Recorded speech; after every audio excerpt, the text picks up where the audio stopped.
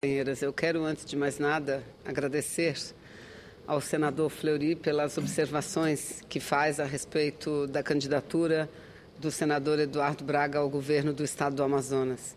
E dizer, senador Fleury, que eu tenho muito orgulho de fazer parte desse momento do nosso país e principalmente desse momento do Estado do Amazonas, um estado que tem como centro da sua economia a Zona Franca de Manaus. Uma parte, senadora. Pois não. Eu quero pedir desculpa e corrigir que na hora eu falei governo do Maranhão, certo?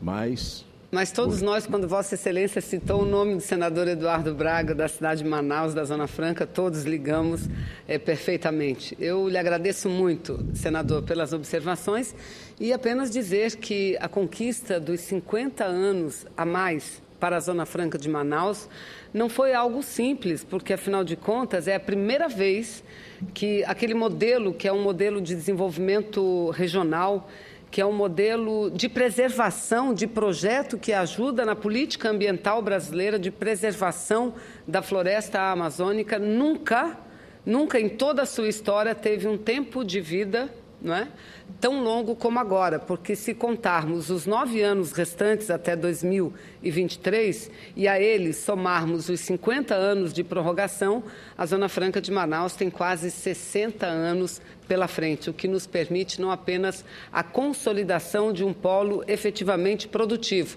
mas nos permite, e o senador do Estado de Rondônia, que aqui está, sabe perfeitamente o quanto a Zona Franca é importante para a região como um todo, nos permite e nos dá tranquilidade para que trabalhemos, não só o Amazonas, mas Rondônia, Roraima, todos os estados da Amazônia Ocidental e Oriental, por um modelo próprio de desenvolvimento, um modelo que utilize a riqueza que a natureza nos oferece e que, ao mesmo tempo, preserve o meio ambiente que tão importante é para os povos da Amazônia, para o Brasil, mas para o mundo inteiro. Então, sem dúvida nenhuma, essa é uma conquista do Estado do Amazonas, que teve uma participação muito importante do ex-presidente Lula, da presidenta Dilma, do senador Eduardo Braga, minha, da bancada do Estado do Amazonas, sem dúvida nenhuma.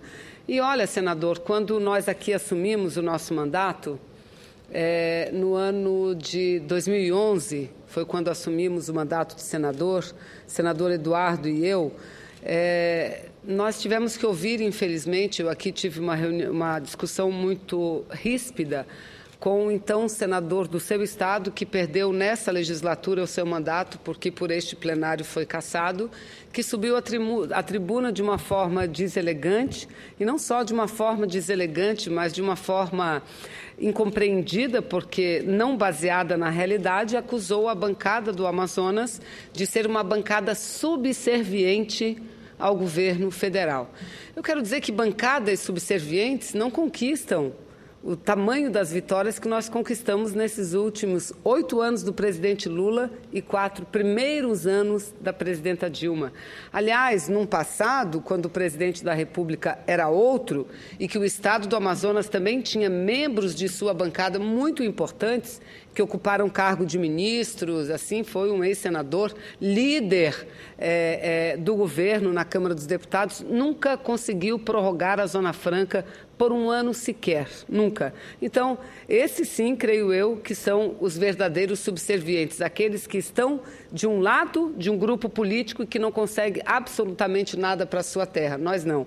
Com muito orgulho dizemos, apoiamos a presidente porque a presidente entende a Amazônia, porque a presidente entende o Amazonas, porque a presidente, assim como foi o Lula, entende a Zona Franca de Manaus. Então, essa é uma vitória, não só nossa da bancada, não só da presidenta Dilma, não só do ex-presidente Lula, mas uma vitória do povo amazonense, que soube trabalhar com muitas forças, superar muitas dificuldades para que a gente pudesse ter essa grande conquista que foi a prorrogação da Zona Franca de Manaus por 50 anos. Então, eu lhe agradeço muito, senador Fleury, pelas observações.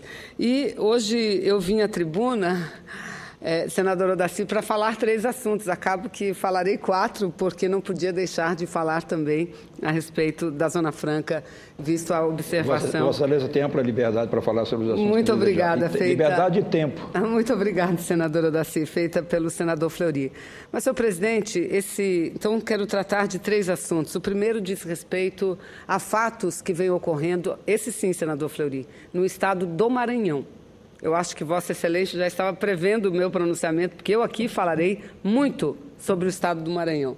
Em seguida, eu quero tratar da nossa BR-319, que liga o meu estado ao estado do senador Odacy, que liga ao Brasil, à Amazônia Ocidental do nosso país. Vou falar da BR-319.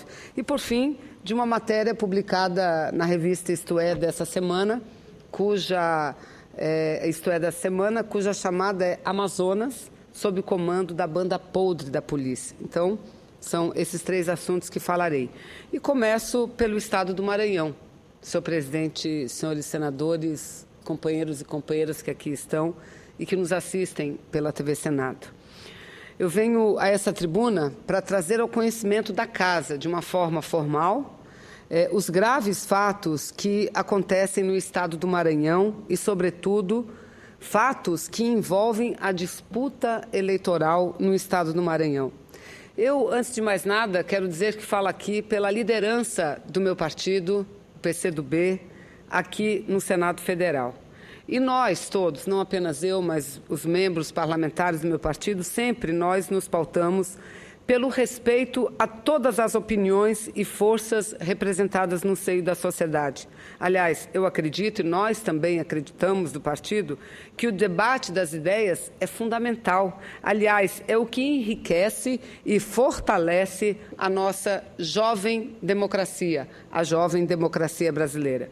Mas, nesse momento, eu não posso me furtar de registrar aqui a escalada de agressões e leviandades que meu colega de partido, o advogado e respeitado professor da Universidade, do Departamento de Direito da Universidade Federal do Maranhão, Flávio Dino, que também é ex-juiz federal, onde ocupou cargos expressivos, como a Secretaria-Geral, foi o primeiro secretário-geral do Conselho Nacional de Justiça, quando de sua instalação.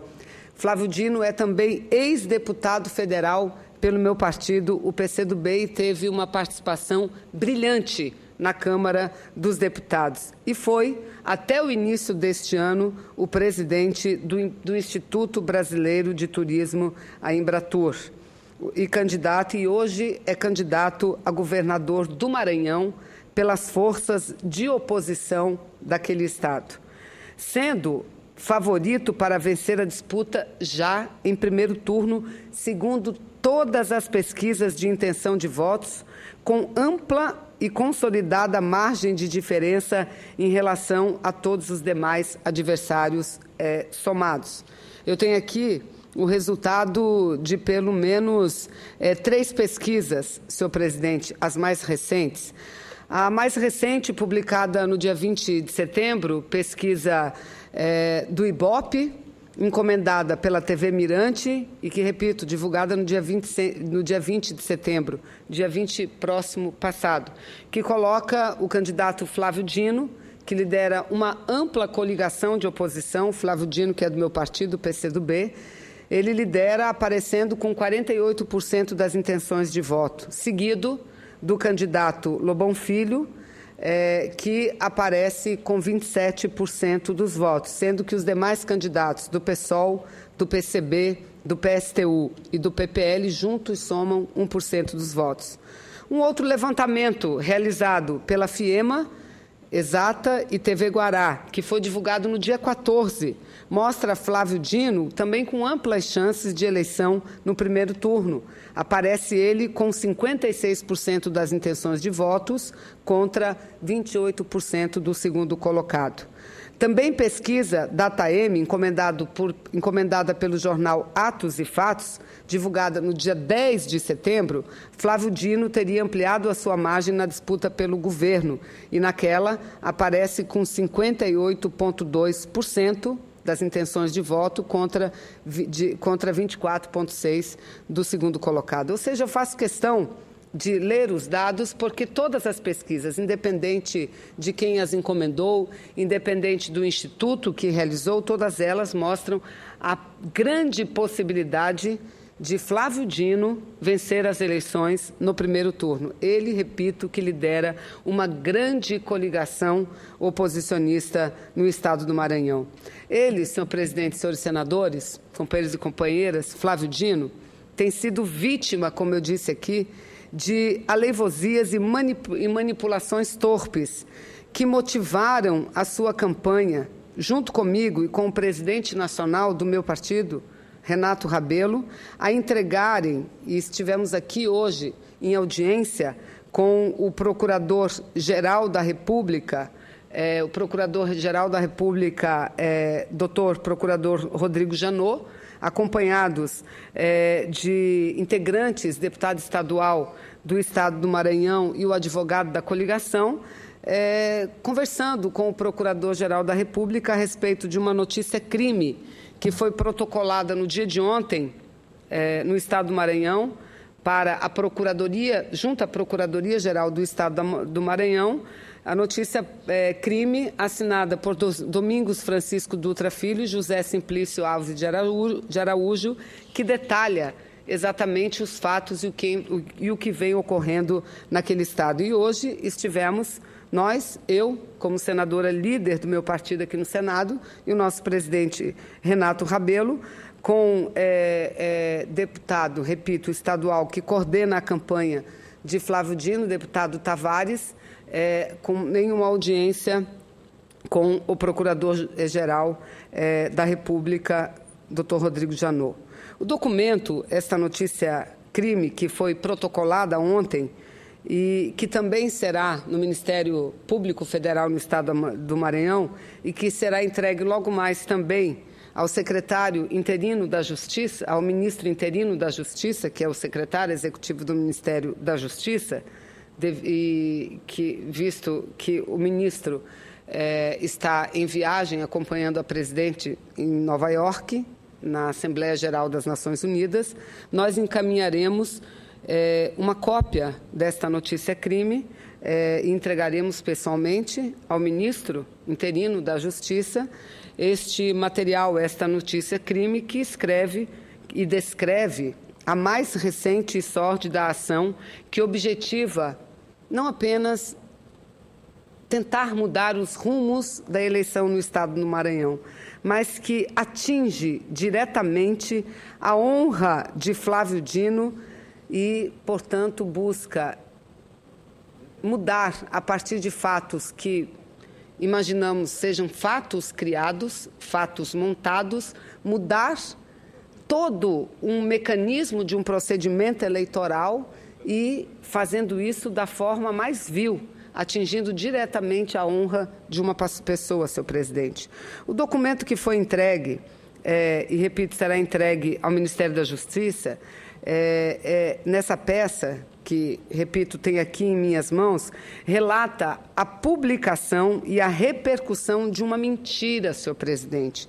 Um vídeo que foi grosseiramente produzido, onde se afirma, e abre aspas, que, em interrogatório, bandido acusa Flávio Dino de liderar quadrilha.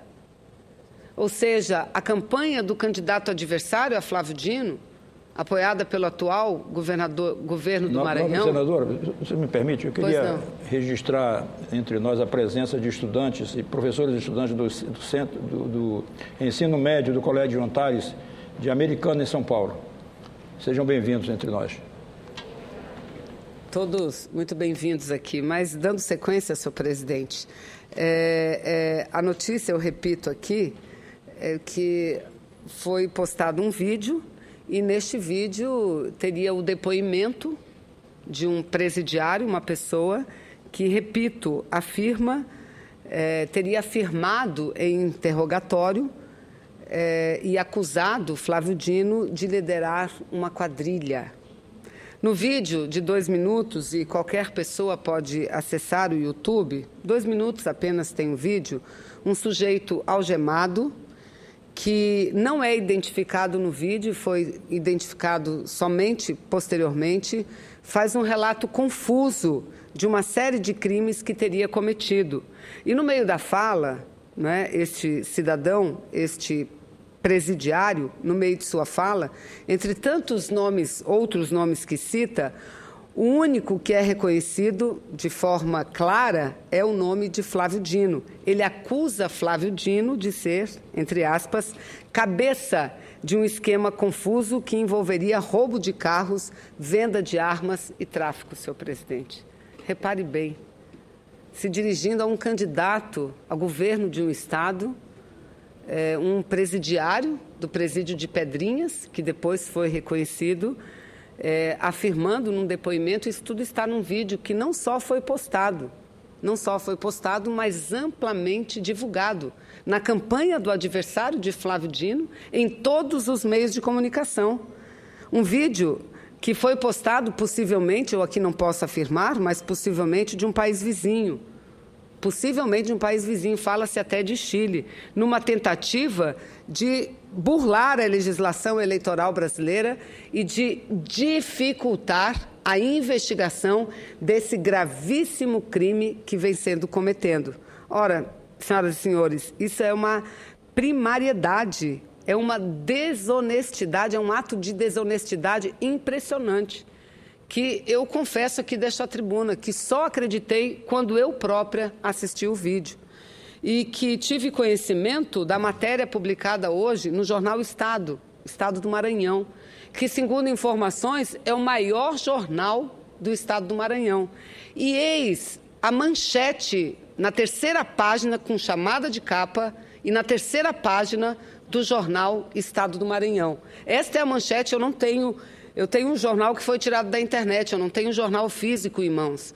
Mas a manchete da terceira página, que é a principal página política de qualquer jornal, depois da capa, é a terceira página, a manchete diz o seguinte: vídeo que envolve Flávio Dino em quadrilha altera o debate da campanha.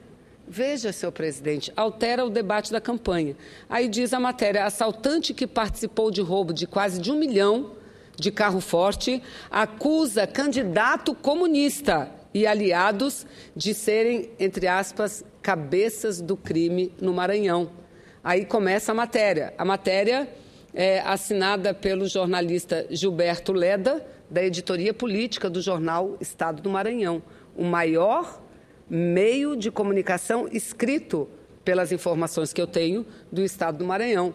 Começa assim a matéria: surgimento de um vídeo em que um detento identificado como André Escócio de Caldas acusa o candidato a governador Flávio Dino, PCdoB, da coligação Todos pelo Maranhão, de comandar uma quadrilha especializada em assalto a bancos, tráfico de drogas. Mudou ontem o rumo do debate político eleitoral no Maranhão.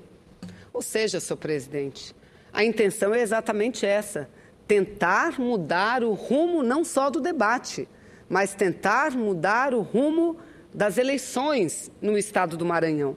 E, para isso, utilizaram-se pessoas que não sabemos afirmar quem, e nem eu poderia ser liviana dizer que está diretamente vinculada ao candidato adversário de Flávio Dino, mas lerei algumas questões e algumas informações que recebi, que possivelmente liga muito esses fatos à candidatura adversária, à candidatura de Flávio Dino, mas o fato é que utilizam um vídeo de um possível depoimento de um presidiário, que num primeiro momento ninguém sabia se de fato a pessoa existia ou não, mas depois localizaram a pessoa, que de fato é um presidiário, é um detento do presídio de Pedrinhas, um detento do presídio de Pedrinhas, conhecido ou reconhecido como o nome de André Escócio de Caldas. E nesse depoimento ele diz que cita nome de outras pessoas também,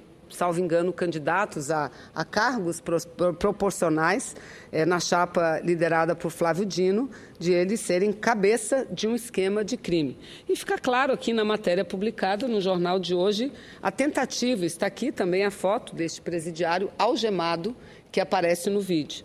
E a tentativa é uma só, tentar mudar os rumos, não do debate, mas das eleições do Maranhão. Um rumo que a população está deixando cada vez mais claro. Quer ver Flávio Dino governador daquele estado. E não sou eu que disse. Quem diz isso são os institutos de pesquisas, todos eles trabalham com números muito parecidos. E um vídeo ainda, senhor presidente, eu pelo menos não consegui abrir em português. Quando eu entrei na internet, no YouTube, a mensagem está em espanhol, por isso mesmo é que há a suspeita de que o vídeo tenha sido postado num país vizinho ao Brasil, repito, com a única finalidade de dificultar as investigações. Mais impressionante, senhor presidente, do que isso é essa repercussão que eu aqui acabo de mostrar, que não é somente do jornal O Estado do Maranhão de hoje. Não é somente. A repercussão que lá ocorre, ela ocorre em todos os veículos de comunicação, sobretudo do sistema mirante de comunicação. Vejam a que ponto chegou a disputa eleitoral naquele estado. Um fato extremamente suspeito, e aqui é que eu me refiro, que aqui pode estar o DNA de quem possivelmente tem armado todos esses fatos graves, e que atinge diretamente a honra de uma pessoa honesta, séria, que desde a semana passada, o candidato adversário de Flávio Dino, nosso colega senador Edson Lobão Filho, insinuava, e isso também está publicado, divulgado, ele insinuava que fatos graves poderiam surgir contra o seu adversário. Falou isso em entrevista em televisão, que fatos graves poderiam surgir contra o seu adversário Flávio Dino. E também, desde aquele tempo, ou seja, já desde a semana passada, a insinuação era de que, embora estando na oposição e não ocupando cargo algum no governo do Maranhão, o seu adversário, Flávio Dino, seria o responsável pela crise no complexo penitenciário de Pedrinhas, incluindo o terror instaurado nas ruas da capital maranhense. Veja bem, tentando ligar a campanha de Flávio Dino aos graves problemas vividos na penitenciária de Pedrinhas, que, aliás, nós temos conhecimento de que o próprio Conselho Nacional do Ministério Público já fez inspeção naquele presídio, porque foi pedida intervenção federal, e já há relatórios que mostram as dificuldades que vivem aquele presídio, até mesmo por falta de uma direção mais comprometida com a segurança pública do Estado do Maranhão. Também os blogs alinhados ao mesmo grupo político a que me refiro aqui, têm repercutido as mesmas insinuações, em especial, e com especial destaque ao blog que é muito lido lá no Estado, o blog Marcos Dessa, deixando evidente que se tratava de algo orquestrado, meticulosamente planejado. E na manhã do dia 22, agora, o último, dia 22, horas antes da postagem feita pelo blogueiro Daniel Matos, em entrevista para a televisão Mirante Limitada, afiliada da Rede Globo, o senador Edson Lobão Filho reafirmou as insinuações feitas que vem fazendo desde a semana passada. Os gravíssimos fatos, senhor presidente, exigem pronta apuração pelos organismos de investigação do Estado, mas principalmente e especialmente pela Polícia Federal e pelo Ministério Público Federal.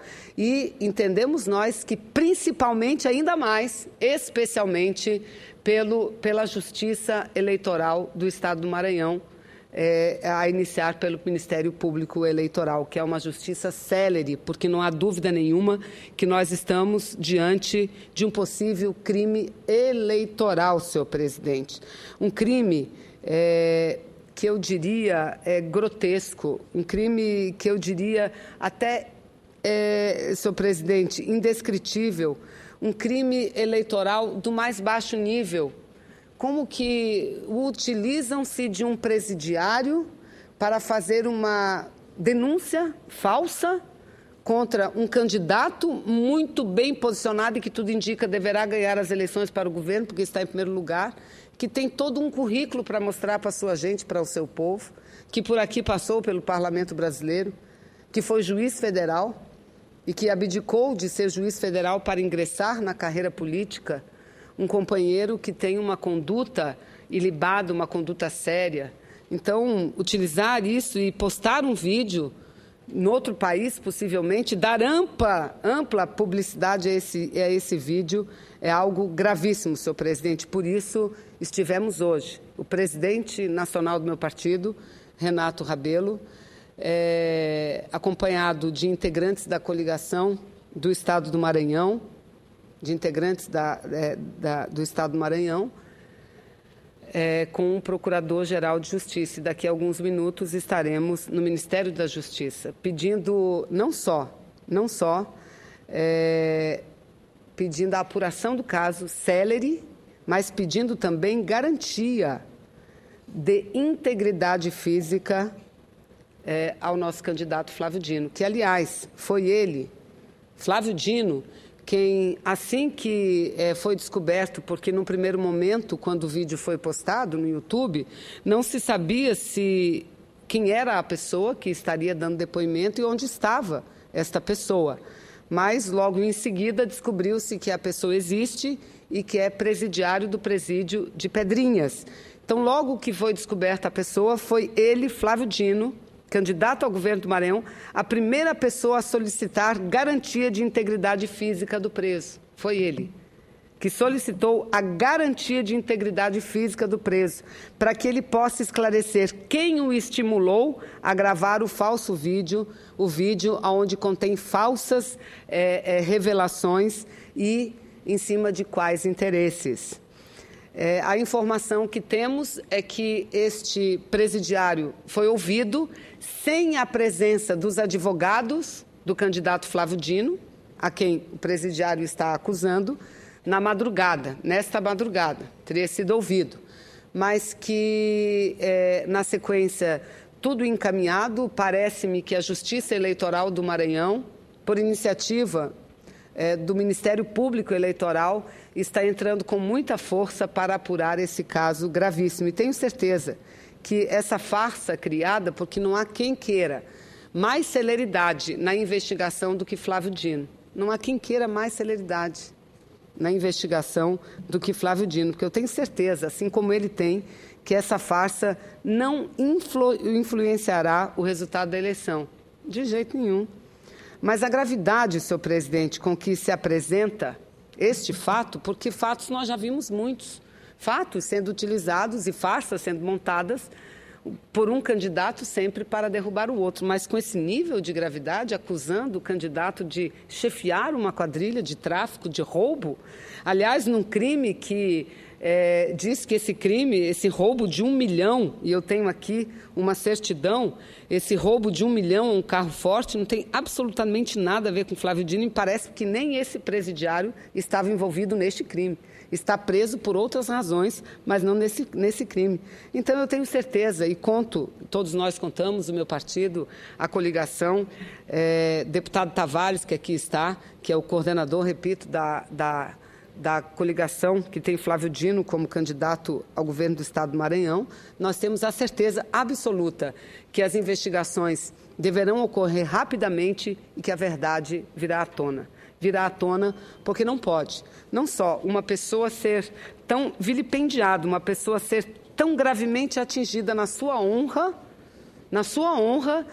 e que com esses mecanismos tão primitivos, eu até diria, senhor presidente, tentar mudar o rumo de uma eleição.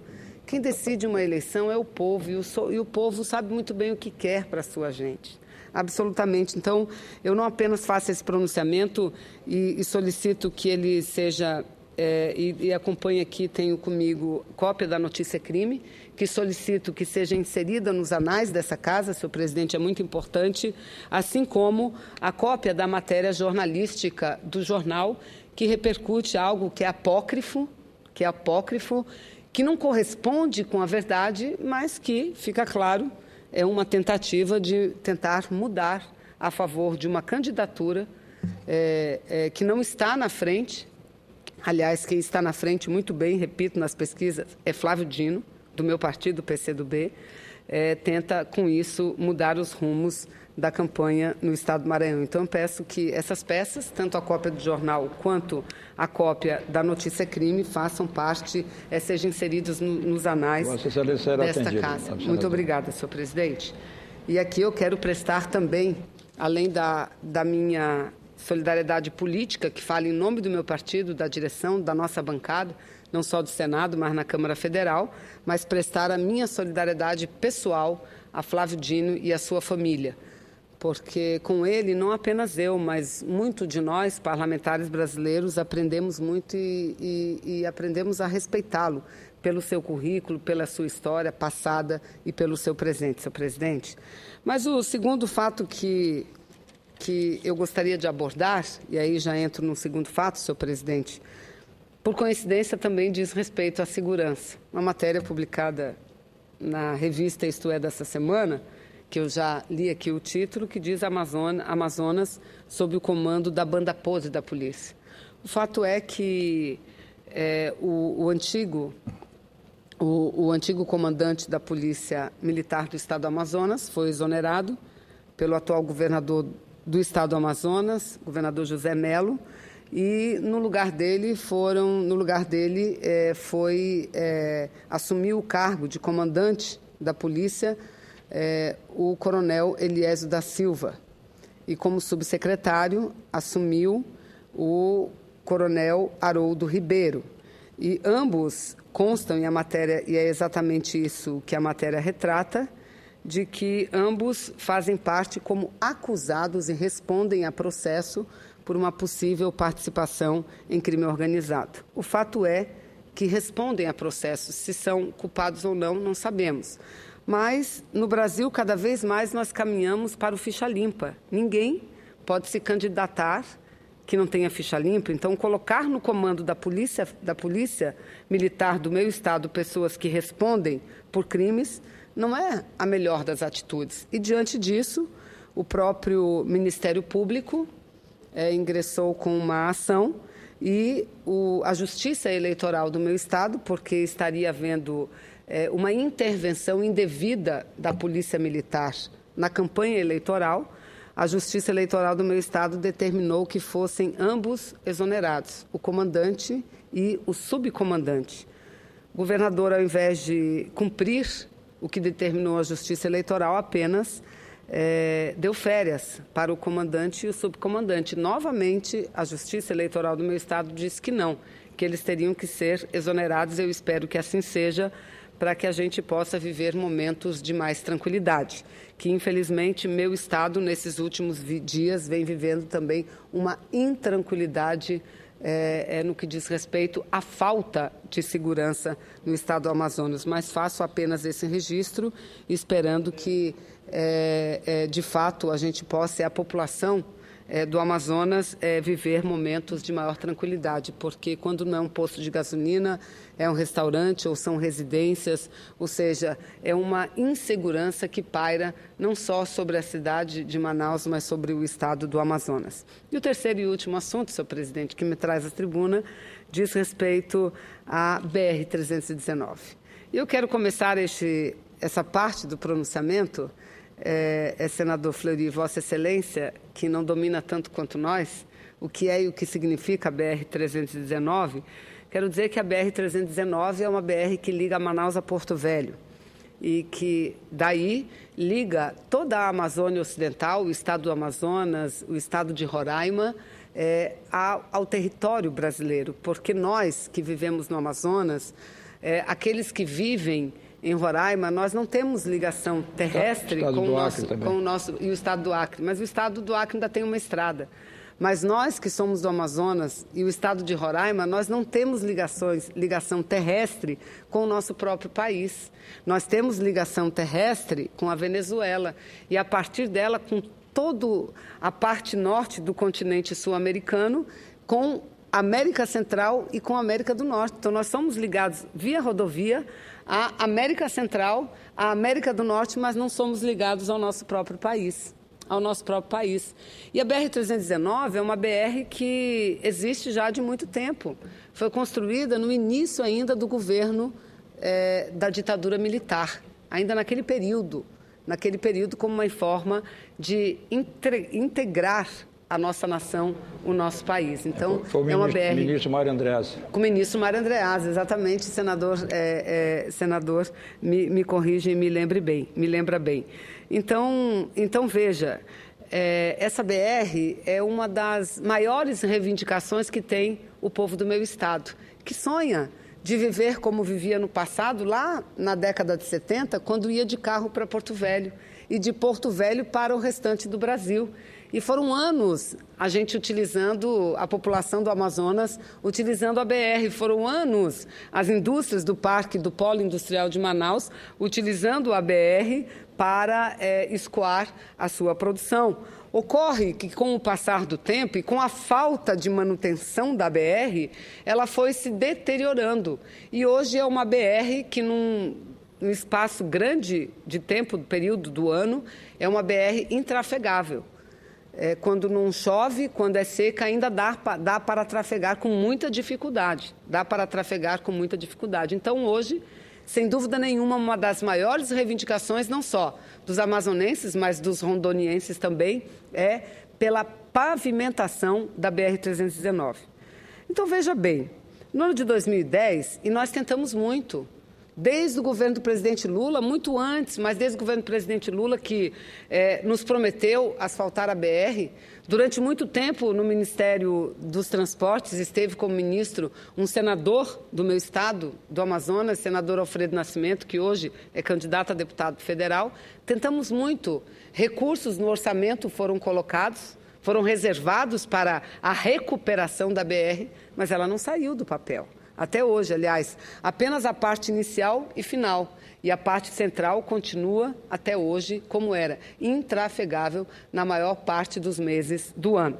Mas veja, nas eleições presidenciais de 2010, de 4 anos atrás, a então candidata Marina Silva, que era candidata a presidente, participava de um debate lá na nossa Universidade Federal do Amazonas, quando fez a seguinte sugestão, questionada que foi a respeito da BR-319.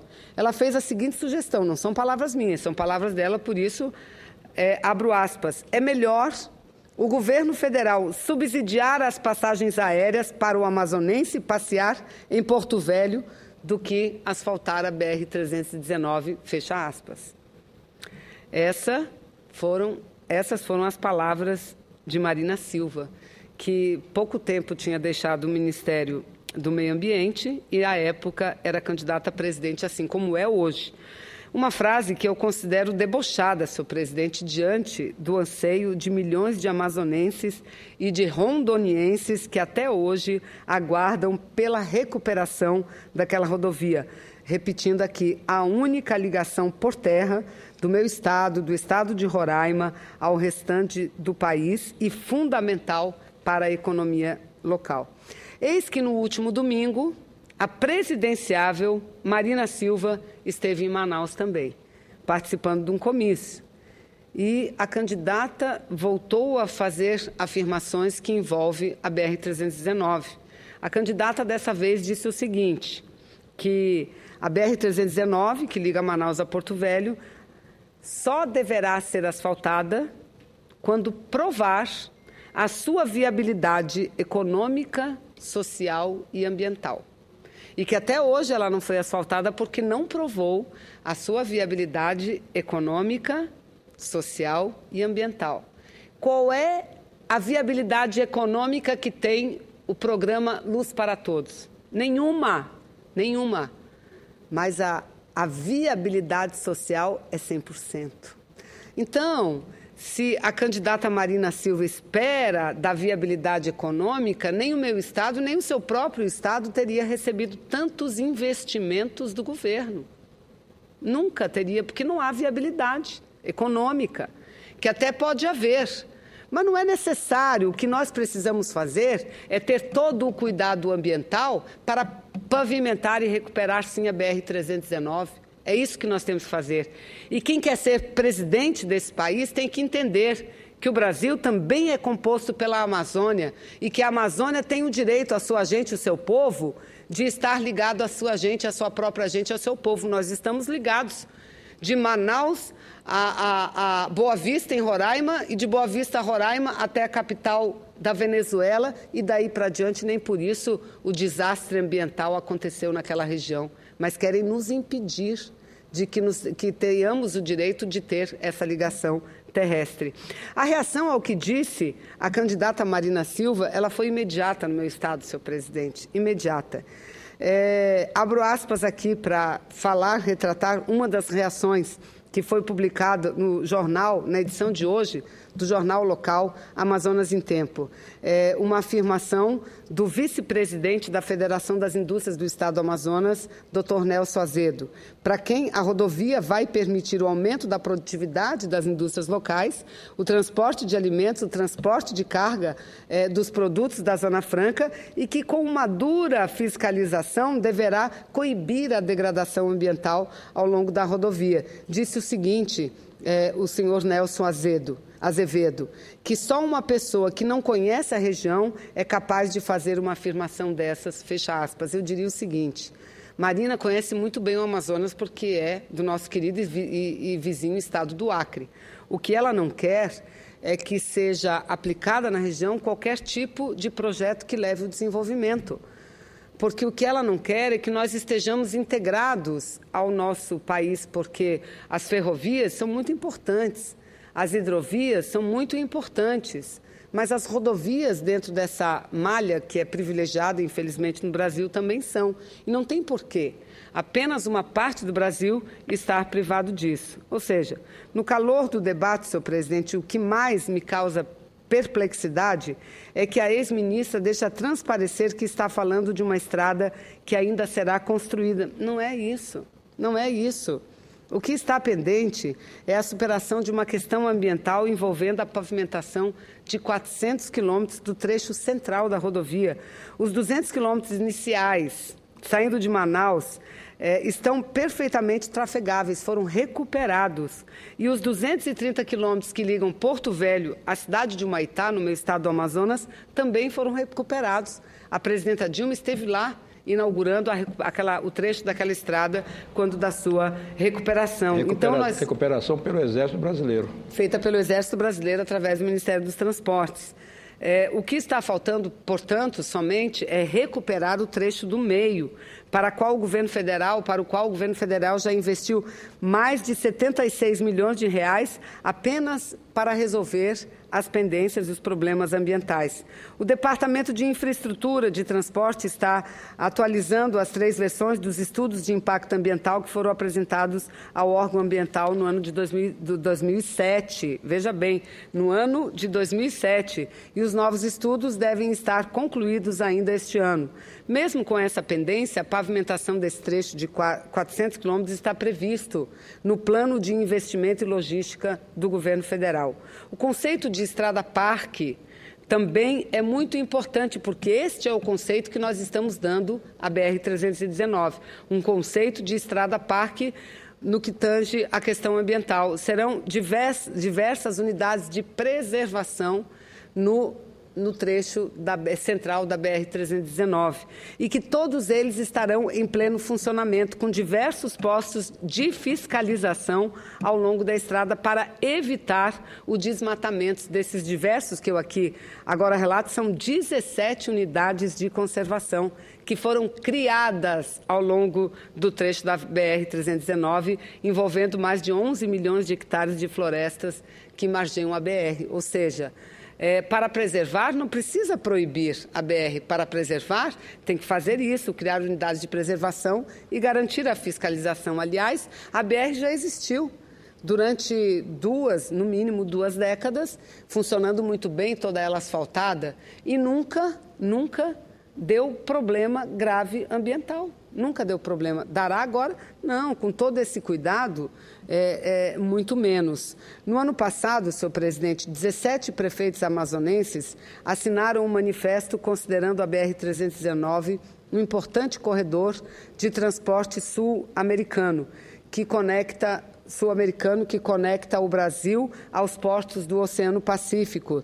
Também representa um importante vetor de crescimento econômico para os municípios do Careiro da Várzea, de Manaquiri, Careiro Castanho, Altazes, Beruri, Canutama, Lábrea, Novairão, Manacapuru, Iranduba, Nova Olinda do Norte, Borba, Novo Aripuanã, Apuí, Manicoré, Humaitá, Tapauá e outros municípios que eu aqui não citei, porque a ideia também é fazer uma outra ponte que, através da BR, possa fazer a ligação direta até a cidade de Manaus. E olha que eu aqui só citei municípios do estado do Amazonas, poderia citar outros tantos municípios do estado de Rondônia. Destacam ainda que os benefícios da estrada são muitos, desde o escoamento da produção e dos produtos fabricados no polo industrial de Manaus, o desenvolvimento do turismo ecológico até o escoamento da produção agroextrativista local. Estamos falando também, senhor presidente, uma população que está refém do transporte aéreo para exercer o seu direito elementar de ir e vir, aéreo e fluvial. Entretanto, viajar pelos rios da Amazônia não é nada fácil. E nada rápido, porque uma viagem de Manaus a Porto Velho pelo Rio Madeira demora no mínimo, depende do tipo da embarcação, do navio, demora no mínimo de 2 a 3 dias, ou às vezes até 5 dias. Tem municípios no meu estado, senadora Daci, que nós levamos 30 dias para chegar. Tamanho a sinuosidade dos rios, como o Japurá, como o Juruá, como o Purus, não é?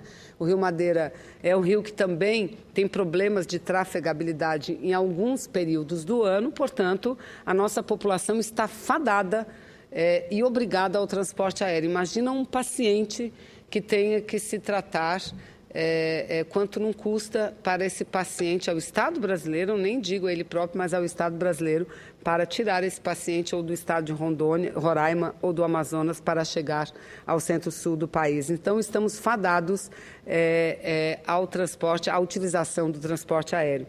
Sair desse isolamento, senhor presidente, é o sonho da nossa gente, que um dia já viveu essa realidade. E, portanto, nós entendemos que basta ter compromisso, boa vontade política para que esse assunto seja resolvido.